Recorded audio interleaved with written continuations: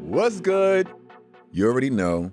You're watching the icon Dashaun Wesley, and you're watching my show. And, I just do whatever I feel. This is one of those bored days. Oh, I have to tell y'all, please make sure you go to dashaun.show to check out every episode if you want to see what's been going on inside this world. So today, I have... Oh my God, I got Durand Bernarr with me. As I said, Durand Bernarr, the not so quiet storm. Oh, the not so. Wait, you have to do that voice. The not so. I did. Don't let me do it. I'll intro you all over. Listen, you all the way in the basement, okay, Chuck? You got the cellar, Chuck. Yeah, from there. What's good? How you doing, boo? I feel amazing. I am staying productive. I am giving my body adequate rest. Okay. Tapping in, having my multiple streams of support and love, and I'm feeling very full. I'm feeling very proud of the people around me. It's good. It's a good space. 30s is lit. 30. Wait, you just turned 30? No, I'm 34. Okay, I didn't know 30s is lit. Okay, Yeah, I was about to 30s say, so is lit. you just tapped in? 13. Okay. Plural. Child, yeah, I'm on a plural probably double time right now. 40s is pushing, Listen. baby. Listen, they wish they could look that good, Okay, okay? because this T-zone is not going to go anywhere, okay? Oh, wait, no. Why? I'm not starting this podcast until I do this. The pull down. So, listen, Durand do this all the time when he talks. By the way, I stalk you like a little bit because I just love what you do. I be trying to like at least get like that way over on. Well, listen, it's good that you can return the favor because I started it. Because I was watching you way before you even knew who I was. Oh, yes. Really? Yeah. Well, baby, it takes me in. Anytime you start this, you be like, and you go, we gotta talk. I love it. I love it. So yeah, I do stalk you on social media. So this always brings. Anytime it starts off and I see the sky and it comes down, I'm like, okay, what's Durand saying? I'm gonna tell you something real quick. Okay. Wait, where are you from? I'm originally from Cleveland, Ohio. Cleveland proper. Bone Thugs grew up on 99th and St. Clair. I'm from 93rd in St. Clair. Steve Harvey, 125th in St. Clair. What? I got some friends up in Cleveland. Yeah. Do you know my friends up in Cleveland, ballroom girls? You never know. No, you never fucking know. I know Cleveland, child. Last time I've been here, I had to duck a couple of shots because things was going on. But we're gonna talk about another time. Listen, I'm with you when you're right. Okay, Cleveland. Mm-hmm. What? Wait, so what's Cleveland like? What made Durand come from Cleveland out here?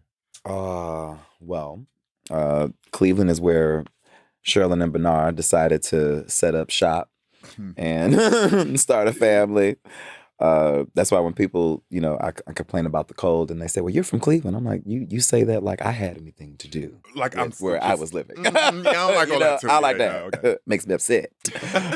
But yeah, I just come from a very musical family. I was homeschooled and I'm an only child.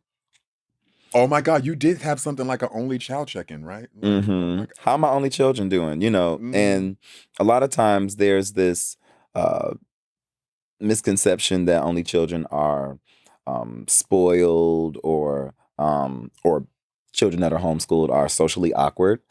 And it's interesting because I would step outside of my house and I would observe the barbarianism that was taking place. The barbarianism, geez. For instance, picture it. I'm 10 years old. My mother just took me to go see Titanic. And I was actually all in, mainly because I was waiting for the ship to go down. Like, I want to see the action. You want to see the action, okay. But I got locked in, and Leonardo DiCaprio ended up being my first, celebrity crush. Really? Right. So, my sister got me one of his biographies. And it had, all these pictures in it. And so I got my book and I went to the park and I was reading my Leonardo DiCaprio biography. And motherfuckers just start throwing wood chips at me. Like, niggas like to start shit with me. What? That's what I'm saying. Like, I can't even come out here and be myself. I'm cool in the house, but then when I come out here, y'all got an issue with me. Oh, the barbarianism. Okay. Yes, that's what I meant by the barbarianism. I was like, wait, what is it? Yes. Wood chips. Okay. those children, what I call liabilities. Yes. Yes. I mean, use Like, assets for those liabilities. So for me, being homeschooled, my learning environment was custom made for each level that I was at. How did being homeschooled, I guess, how does that make what's the difference between like a homeschooled and maybe like experience of the barbarianism that goes on out there? Like, what would you say the difference of you learning when homeschooled? I think unique. Don't get me started. Okay. I think because my mom was a teacher, so she saw like how the school system, like at that time, for what she felt I needed. And so she's like, no, I'm going to keep you home. And I was socialized. Okay. Absolutely. I mean, from, of course, my parents, I had my family and my relatives. We had church.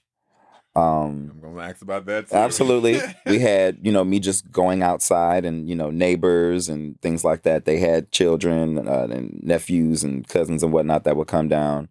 I was enrolled in the Cleveland Institute of Music, taking movement classes. I was at Playhouse Square taking acting classes. I was in martial arts. I was doing skating. I was at I mean, like, damn. Baby, I was on the road with my dad as a production assistant when I was 16. Like, that was my first gig on the road. And I was also doing theater, and then 19, I started doing background for Kanya Doss, who's a Cleveland artist as well, who I've been listening to her before I started doing background for her. And then 2 years later, Badu found me, and that was 12 years ago. Well, look. So it's like, you do your fucking thing, and I'm like, even seeing you with Badu and how you travel with her when I got a story because oh god, but yeah, with traveling and everything with her, like I think it's so freaking great. No, definitely when you find yourself and like, well, someone finds you and you're able to find yourself and even in a space and it makes. So you said your family was singers. So does everybody in the family sing? There's some musical inclination that's going on. Like, so mom is a voice teacher and she teaches piano theory. So she was also assisting me when I was going through puberty, which was not my finest hour. Oh, my voice was just like, damn. Oh, you had a high voice? Oh yeah, it was given like, countertenor before the rest of it started to come up. And so some of it had to come down so this could rise up, help me right now. I'm with you on that one. Then dad is he played bass. Okay. And he's also an audio engineer. So he did sound for like Whitney Houston and Jill Scott's first tour, and the Earth, Wind & Fire is his main clientele. But he just retired last year after being on the road for like 30 years. So my mom is feeling like, yes, you're home. You're home. I got you now. He still be at the office, but he's not on the road because that's just, you need to. I guess, so how do you find, well, you say you were homeschooled. It's the majority around family a lot, huh? Yeah. So how did you find friends? So my mom would have. Oh, shit. No. My mom would have students that she would teach piano that lived in the neighborhood. So that's how I would be connected to certain people. And of course, I would just go outside. I'd have my best friend, Monica Robinson, that lived a house over. And I would go play with her. And then we would go down the street. And then there would just be, kids on my block. So, but as far as like going to a building to have to be around people, it just. And at first I thought my mom was like tripping. Like doing the most? Doing the most. Like I could have actually went to school. And then I saw a documentary when I was 25. What'd you see? It was called Bully. I know what you're talking about. Yeah. If you remember, there was this black girl. She was about 12. And I remember she had like long box braids. And she was doing like track and gymnastics and all that stuff and had these trophies. And these girls would pick on her.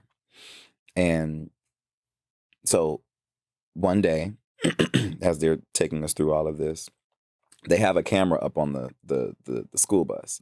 And you see her sitting in her seat by herself, minding her goddamn business. Jeez, you went on that. And here they come. Pulling her hair. You ain't just doing all that shit. I remember that. Mama reached into her book bag and pulled out her mother's 38 special and held up the bus. And as I'm watching that, I'm like, You're like, Mama pulled up the 38. that would have been me. Okay, yeah. And if not a gun, it would have been some kind of sword or some kind of weapon because, like I said, I was small. Okay. And I'm the only one. So it's like I ain't got no big brother that I can go, interesting. so I'm always on defense. Oh, geez. So I had a lot of anger issues because I was so, like, I didn't have control over what was going on. And then, just walking down the street and like niggas literally like punching me in my chest just because they can, just because they're bigger than me. So it's like, had I had to go to school for that, I'd have blew that school up.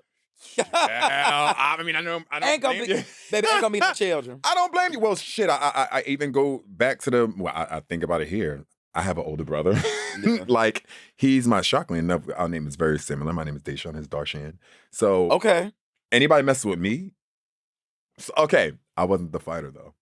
Because my brother did all the work before I even lifted up my hands. So when I got picked on, when shit was happening, my brother handled this shit. So, I'm sure that I see what you mean, that the experience is very different because you probably went to a public school and people, like the family that needed to jump in or need to back you up or whatsoever within situations. It'd have just been my mom and my dad. I'd have been calling my dad. Like, and he'd have been there too, you know right? what I'm saying? And he back in just to say, like, Bernarr Senior back in the day, child, he was not afraid to fight a kid. Okay. Oh, but you scared to fight? Or did you have a lot of fights growing up? I didn't have a lot, but it would not be fair assessments. It was somebody bigger than me or that was more skilled in fighting. Because I'm not fighting. Why am I fighting? I'm trying to learn piano. Okay. I'm trying to learn this. I'm trying to make up a dance to this song so I can show it to you. Like, what is this about? You're a kid. Oh, okay.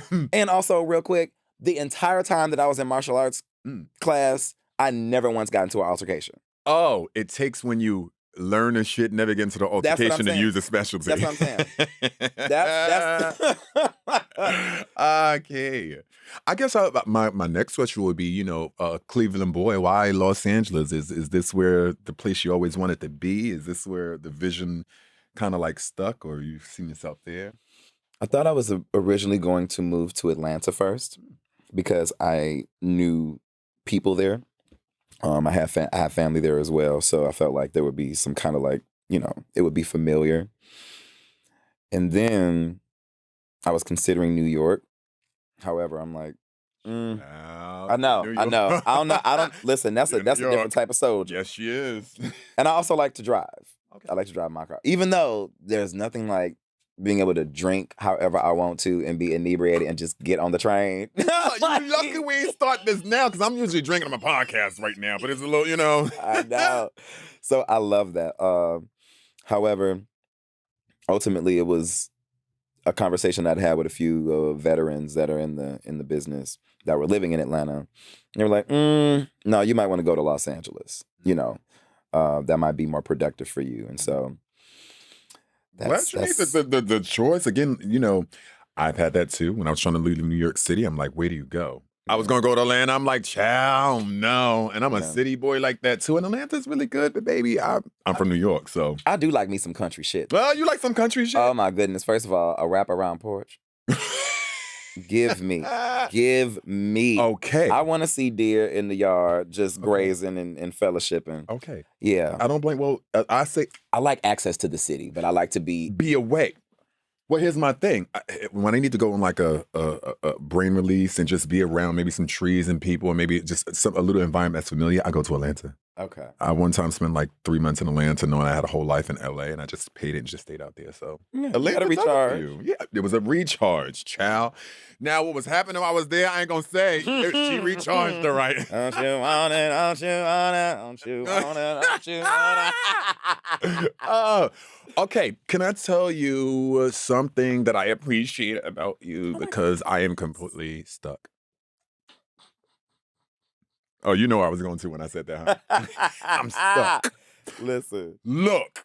So I already follow you. I know what you do. I know what's happening. And when I found out that you did a song with Ari Lennox, you did a song with Ari Lennox. I'm in love with her, by the way. She's another one of those I stalk. The people I love, I stalk them. And I don't mean in a good way, not stalk like, oh my God, where you at? But like, you pop up online, you got a video going on, I'm watching it. And I was listening to Stuck. Oh my God, what was my line? Oh, you do this thing. I was like, oh, this is the way you hit a song. Let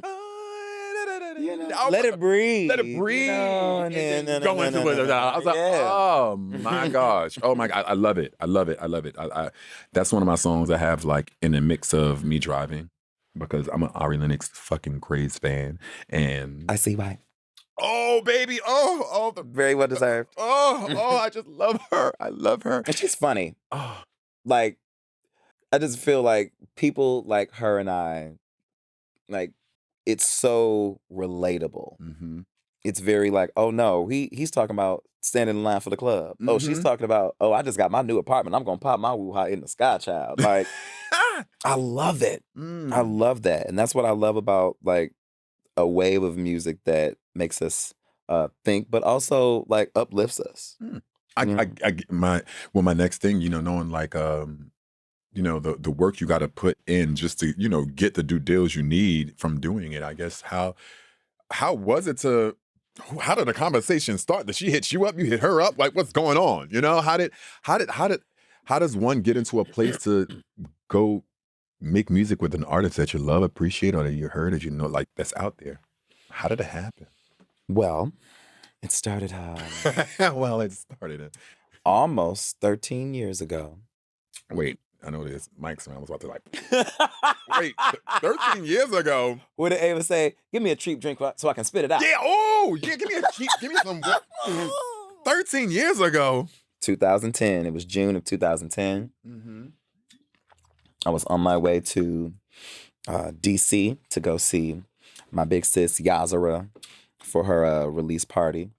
And while I was there, Ari and I, back then she was Courtney Salter. Mm-hmm. Court. From Courtney. I love me some Courtney. And she and I had been doing similar covers online and doing different mashups and some similar Little Dragon songs. And y'all was friends before this? Yes. What? Babes. I'm thinking like, how the hell you get in contact with an art? Oh shit, ain't that something? I'll show you something real quick. That's my thing is you don't never know when people in their history and shit like that. May 7th. Wait, look at you. You just showed me a photo of you. Oh, that is. Oh shit. Okay. So y'all have history. Yeah. Damn, you just never know when someone has history with another person, but like even like in depth to how it is. What was y'all, teenagers? I was about to turn 20. I was 21 and she was 19. What? Yeah. It's so funny because I see pictures that we took from back then, and I actually have I think it's like a 12-minute video where I was interviewing her like when we first met. Really? I'm like, so what is it that you want to do? Who inspires you? And I'm just asking her all these questions, and she's like, I just, and I was like, well, you're like Billie Holiday's granddaughter. And she was just like, oh wow. Like, it's I just love to hear her speak. It's just to hear her speak. Yeah. Explaining even child. So she entertains me. I see. Well, that's good. I, again, didn't know y'all had that connection for years. Yeah. And that's not the only song that we've done. Like we've done FaceTime, and then there was like 3-4 other just random ideas that we did. One song called Pootie Tang's Milk, another one called The ABCs. It was just. Don't you just love a creation with a friend and you just do any motherfucking thing? I'm sure you got some music out there that you don't want nobody to hear because. I will say, as an artist, as a creative where music is my outlet, I understand now some songs are like for your auditory journal. Some things I just need to get out, but it's not something that the world needs to hear because I'm being a bit too transparent and I'm really expressing my feelings, and that's not something that I necessarily need everybody to hear because that's just a moment I need for myself. Right. Oh, I mean, I explore because I be trying to get into music. So I'm getting into music. Yeah. Be getting into music. I got my own shit. I'm just trying to figure out the vibe. And I guess, when you love something passionate enough, you'll do whatever it takes to get there. Yeah. And I'm still working on it. So I get my inspiration from you there. And there's beauty in not working by yourself. I know it's fun when you work with other people. Especially people that can embellish and enhance your vision. Mm-hmm. You know, like when they see where you want to go, and you see where you want to go, and the come together is great. So, okay, like I said, you inspire me. Look, this is why you here. You inspire me. Why not talk to someone I listen to and like I see and I hear, and I'm like, okay, real quick, because I'm gonna go ahead and give you your flowers too. So let me just go ahead and back to how old was I? 18. This was 2000. What was this? 2006, and I had just discovered voguing. Someone had told me that I would be really dope at it, but he particularly did not want to teach me. And that was just his own thing where he felt like he was going to be leading me into this whole other life that he didn't want to be responsible for. Religion, child. Religion had us on a chokehold. We free now. Anyway. I think it's in this ballroom where it's at. Right. So back when YouTube came out, a friend of mine told me, well, you could search on YouTube. And so I literally, I kid you not, the very first video where I saw voguing, it was you. Really? You were in a white t-shirt, you had jeans, it was a bandana, it looked like it was at a ballroom, like at a hotel or something. And baby, I think Naomi was there as well. I used to save those old clips. There was another one where you came out in a red top and you had these jeans on and you came out. You did that. Okay, yes, did you just vote? You were the first person to fucking Vogue here. I've never even Vogue inside this goddamn room yet. Jeez, Durand. Baby, that was a moment. So you and Naomi were my foundation for how I maneuver as far as the dramatics were. Wow. And then so to see y'all on Legendary, which by the way, shame on them for canceling it. God damn you hoes. But when I tell you, I couldn't see anybody else hosting that show. Like you were an amazing host. Your every outfit, every single look, and not just even you, but everyone, but just that was a moment just to put that on that kind of platform for our story to be told in every Well, I think about it like this: what opportunities we have to speak and be as free as we want to and live like unconditionally, undeniably, and just like go. And I'm like, shit, the space was provided for me. I'm like, hell, I'm gonna step in this motherfucking space. And did you step? Oh, child, I was like putting it through. I mean, again, I'm so glad that like again, to a moment where you never know who's watching you. When YouTube started to become a thing, like, you know, we was posting up just like thinking we sharing amongst each other and everybody else was watching us. Like, oh shit. But oh yeah, also that Pinocchio performance. Oh shit. Ate it. Child, well, that won me $5,000. That's what I'm saying. I got $5,000, bitch. Baby. You said the rent is due tonight. Tonight? Oh my God, that's what I did, child. During that time, right? That was 2005. I was living in the projects up in Brownsville, Brooklyn. My rent was paid for like 2 years. I love it. I won $5. You know, my rent was cheap as fuck. Oh my gosh! Oh, 2 years. I even invested in some of that too. Put that shit in a CD and let her build up. I was young, smart, and gay. Absolutely. Listen, set the tone and the example. Okay. Exactly. Oh, you know, I do want to tell you. I was watching you the other day. The podcast. I was watching you somewhere. I want to be a part of this group because little booties matter. Little booties matter. Yes. It really does. Yeah. And listen, you know, I would love to have a fatty, but unfortunately I wasn't blessed with it. So let me tell you something. Little booties matter here. Let me tell you something. And I'm gonna take a quote from my auntie Joy Gilliam. And she said, you know, I used to wish I really had a really, really, really big butt and some really, really, really big breasts. But you know, being who I am with a little bitty booty and some little bitty breasts, the rest of y'all wouldn't have stood a motherfucking chance. It would have been a problem. It'd have been a problem. I would not even know how to do it myself. And like I said, me being who I am with the little bit of ministry that I have. The ministry. Oh my goodness. Praise and worship still takes place. I mean, listen, I tell people I'm a twerking demon at home. I mean, you're going to catch me. We in a club, I dance down, but I'm a twerking demon at home. And I know I got a little booty too. But my friends, well, okay, I got a stripper name.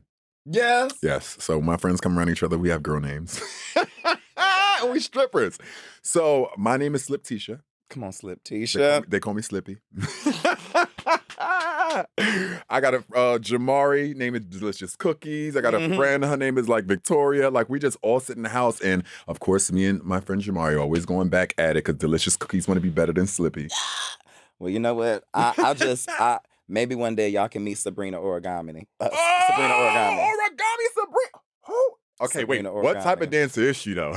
You know, See, I'm the ghetto one who just love to be on the floor. I think she's gonna be sweeping that hair though. It's gonna be. Oh, she like to sweep in the hair. Yes, with a good heel on with that crouch. So yes, and we magnify like that. Okay. Well, we gotta watch out for Delicious Cookies because she got the cake. So you know she gonna come pushing her booty out of nowhere. Come on, push. I'll introduce you to Delicious Yes, Cookies. I love it. That's what we gotta ask friends. What's your girl name? Okay. I mean, you know, I wanted this conversation to be as just original as possible. I know people always gonna ask you about singing and stuff like that, but sometimes people forget to. What's this? 300 questions about me? 3,000. I want 300. Because 3,000 gonna take all damn day. Nah, what's 3,000 questions about me? So shout out to my oldest child, my mother. And she got me this book. I love open-ended questions. I always bring either cards or books just full of questions to kind of just ask. Like oh shit, what you going into right now? Let me see. Ooh. Any just random questions? Just random A book questions. of just open-ended questions. Who can you be yourself around? Everybody. I'm myself around everybody. See, now okay, so she asks questions like that. Yeah, I'm around myself, around everybody. I try to not to be, too different. I'm same. afraid. Yeah, I'm Same. not, yeah. Ooh, I love this one. What gives you chills every time it occurs? Oh, what gives me chills every time? Child. I'm trying to find an equilibrium here with basis, but child, look, macaroni and cheese give me chills if it's made right. You got to hear me out. Not that I'm a foodie, but I like it. Oh, yes. But I got a spot. And if we dating and you hit the spot, chills run all over the body. I'm just saying, just chills all over the body if the dude's touching the right spot. It ain't nothing crazy, but if you kiss it right, you there. Are you ticklish? Boots. Are you ticklish? Bitch. What? Yes. And I have some tea that I discovered because every time, see, this is the thing about me, and this is what I love. I'm your what favorite. you about to get into, Durand? See, first of all, this is why I say I'm your favorite cousin on your daddy's side, because when I get hip to some shit, I want to share it with y'all because I want y'all to be free too, okay?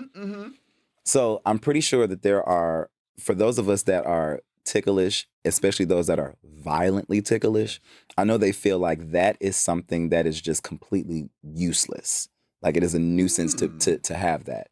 Now, what I've learned is the ticklish aspect of it is like the tip of the iceberg. But if done properly and you breathe through it, below the surface is this vast amount of ecstasy and pleasure. Hell no. Can't nobody tickle me. No. It's not doing that. That's not what I'm talking about. Okay. That's what I'm talking about. Okay. Oh, this is interesting. Okay. Like you break it down like a... Like with their mouth. Like, imagine if, like, you took, like, a spot right here, like, if you're ticklish right there, and someone went and just made out right there. Okay. That's what I mean. Very, very soft. Violently ticklish. That's what I'm saying. There's a way for you to breathe through it. See, you got to get out of the mindset of what you can't do. Because look where you're sitting right now. No, it's not what I can't do. I know what I won't deal with. And I'm here. I'm ticklish as shit. That's been touched before. And by the way, my neck is my spot. You hit me right, I'm good. Now I know what you mean because even like again, I'm ticklish on my neck and that's my motherfucking spot. But like at here, I get what you mean because I some there before and I'm squimish. I'm squirmy. I'm nearly. I'm like, hold on. But you know what? It also depends on if you enjoy it. I find enjoyment out of it now. Well, as you say it now, I'm like, well, chat. And there's also something else I would have to show you. I don't have it with me. But it's a type of instrument.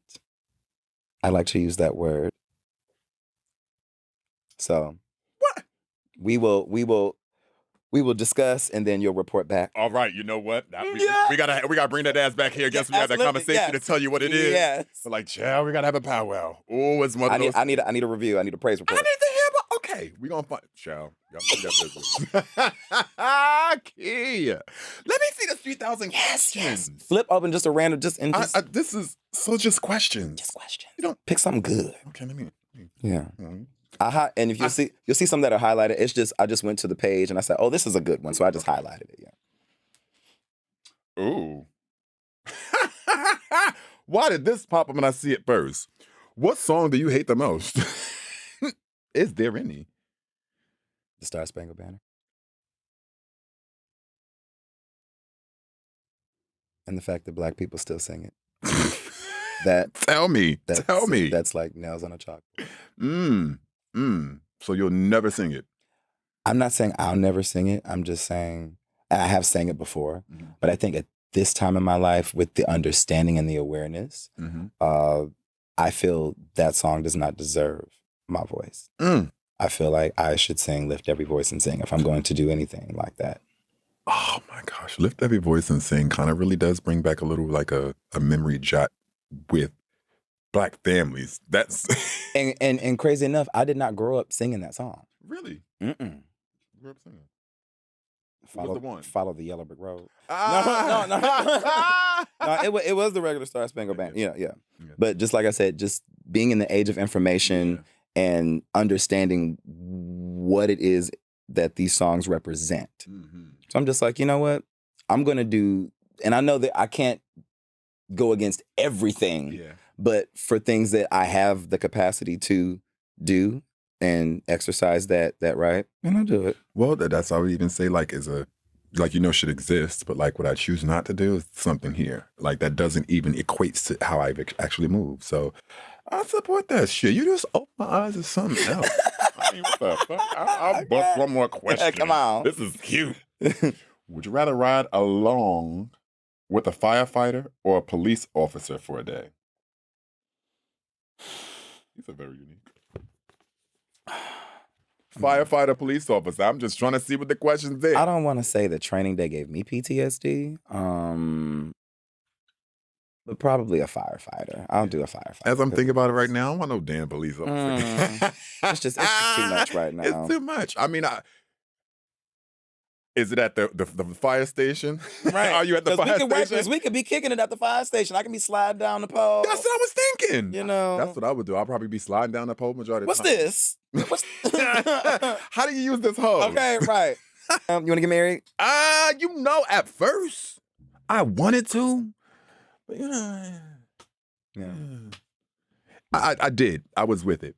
I've only been in 3 relationships in my life. Only 3. Same. Yes. And they all been long. That's what she said. Not to me. That's what I heard she said. That's what I be saying that too. It's a key. I was just in 3 relationships, and I guess growing up, definitely in this field and dealing with people and men and trying to have a better understanding of yourself while trying to get to know somebody else. I guess as an adult, I make different choices when I was a kid. I can't date like I was dating as a kid. Yeah. I can't hop into relationships like I was hopping into relationships. Yeah. So now I take my time. I try to get to know the person. Like, again, before you can say you own this vessel, baby, we need to figure out what's going on because, okay. So you... I thought so. What? What, Siri? Mind your business. What Siri heard? What Siri heard? I thought so. Siri, you weren't here for the damn interview, okay? I'm saying. No, I'm saying, so when you're in a relationship, you feel that that person belongs to you, you belong to them.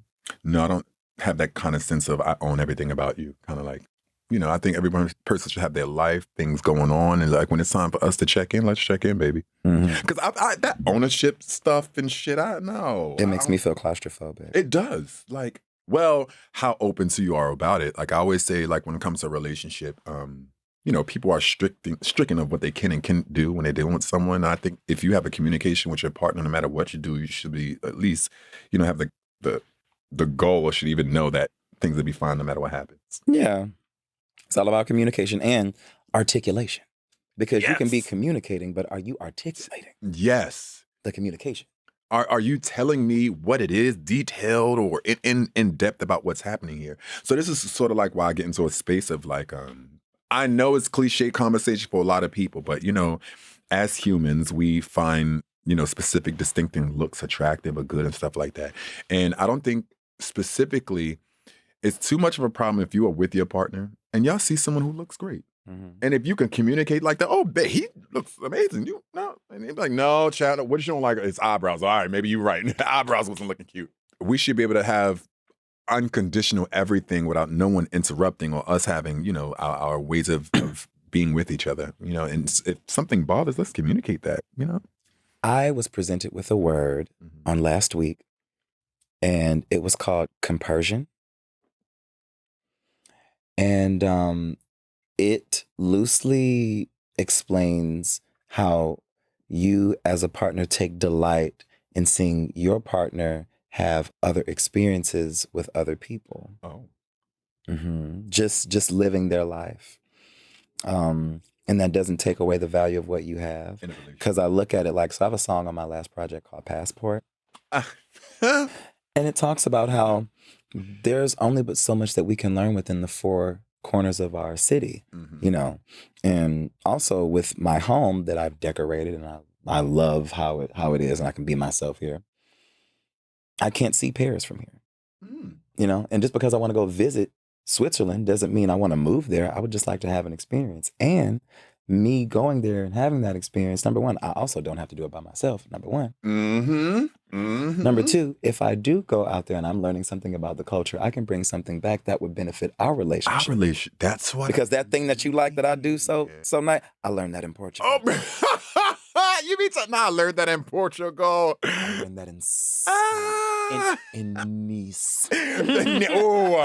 And Nice. Oh, you're so sick. I mean, so you really like are with that when it comes to, like, again, communication, when it comes to a relationship and everything like that. I mean, we are in a city where these relationships are open as hell. LA has that thing, baby. Here's the thing. Open relationships are not anything new. It's not. And monogamy is a construct that was put in place. Really more so to put women in a certain position of servitude and whatnot, but more so just giving people to have something that they can call theirs. But I think if we could just be present and just make the choice to go on this journey together, whatever that looks like, it doesn't have to be a you belong to me, I belong to you. It's we are present here. Yes. I am watering you, you're watering me, but don't pluck me out of my soil and put me up here on your little mantle for your decoration. Yeah. Meet me where I am, where I can be my most productive self. That's how I view the people in my life. Well, child. Yeah, I heard that because I be telling the people that all the goddamn time, and I think y'all just think I be just commentating. No, I'm not chanting, bitch. I'm saying some real shit. Well, I mean, I guess that's again, that's how I am. I'm about the growth of what we were taught, because as far as I'm supposed to have a 401k and a 9-to-5 job and all that shit by now. No, I'm not doing all that. I'm gonna shake these titties, and I'm shaking for a good cause. Absolutely. But I'm gonna shake these titties, but get like, and again, that's why I say we in a city. Of course, that conversation about open relationships is it's been there, it's been existing. But baby, in this city, she exists. When I was free going on a hunt just to try to find a man, I was finding a man with somebody else's man. They said, you want to join? I'm like, wow. No, it's always a shocker, though. Not saying that those are the things. Like, when I meet somebody, oh, what's up to that? Oh, yeah, I got a boyfriend. Oh, shit, didn't know. Okay, you want to meet him? And be like, oh, my God, you're Dashaun. I'm like, well, shit, this is not what I signed up for, y'all. I'm just saying. So, that's what? Do you find it hard to find a relationship being Durand?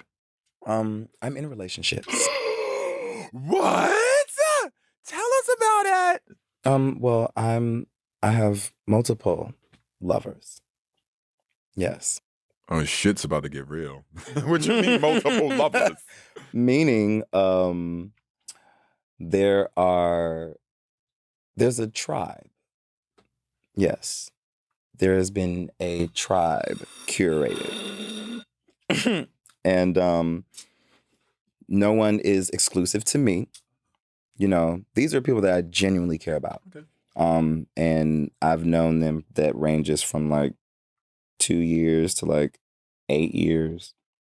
Some of them are intimate, some aren't. Yeah, and some You know, mind you, it doesn't even equate to just intimacy. honestly, I can't even say they're not intimate. They're all intimate. Some are romantically intimate. Some are like just we can be present together. Mm-hmm. Like maybe the most that one I would do with is you cook for me and we slow dance and we cuddle and watch TV. And that is how we, we commune. Mm. You know, I honestly think people do have that already. They just don't address it as such. They don't. And can I tell you something? Sure. Someone asked me once, like, is Durand in love? I was like, absolutely. And there are so many of them. Like, I'm in love with my friends. Mm-hmm. That's what I'm saying. That's sex and or intimacy, and it's not. It's not. Mm-hmm. When I told you that I am in a space where I'm receiving multiple streams of support and love, like I feel covered. I feel full. Mm. You know, the company that I keep, I feel like they reflect who I am as a person. You know, I'm so happy when they succeed. And I love when they let me know that I'm being of service, you know, for them. Like as Badu would tell me, I'm your servant. I'm here to serve. And so to be in commune with people who just want to serve. That's why I started the house. Yeah. Because I know the type of love and the service that I'm doing for my community as a fucking whole, even when it wasn't even visualized and what's happening right now. So I love each and every one of the members, and I don't call them kids because they're adults. Yeah. I call them my kings and queens. Yes. And the reason why, because I'm not talking to a 40-year-old, calling my kid, he's my king. Yeah. I think he don't know the type of love that I have for him, but I have to let him know and show him. And I try to do that abundantly to everybody who's in my house, no matter what city, state, or country. And we forget that sometimes. Yeah. That again, like I love my friends too. I love my friends dearly and will break my fucking back for them. Yeah. 7 deep. 7 still need to stop playing. I told you he be treat me like Yvette. Oh, Yvette! Oh my God, I got an Aunt Yvette. I know what you mean. I love him now. But okay, look, Durand, this is just part one of the moments that I know we're going to have our talks, and I think overall, when people get together, right? Of course, they talk about the jobs and things that they do, but I'd rather get to know the man that's in front of me. So, yeah, of course, I know you do your thing. I know you sing down, and we could talk about everything you do sing, but I'm all about connection here, and I'm just loving it. Definitely about having a conversation and speaking and figure out who Durand is. Oh, yeah. Close to my man's name, Durandis. I'm like, what? Durand? Did you? Okay, so before we get up out of here, I'm just like, one last thing. Yes. Bitch, you got this clip up of you voguing just recently. And you did this spin dip so fucking quick and good? Who taught you? Who taught you? You and Naomi did. I taught you? They show who the fuck you think you are. Yes. Yes. You was like to Beyonce. Yes. And then Buster shit. It was Doosh. It was so fucking good. And you said, dude, God.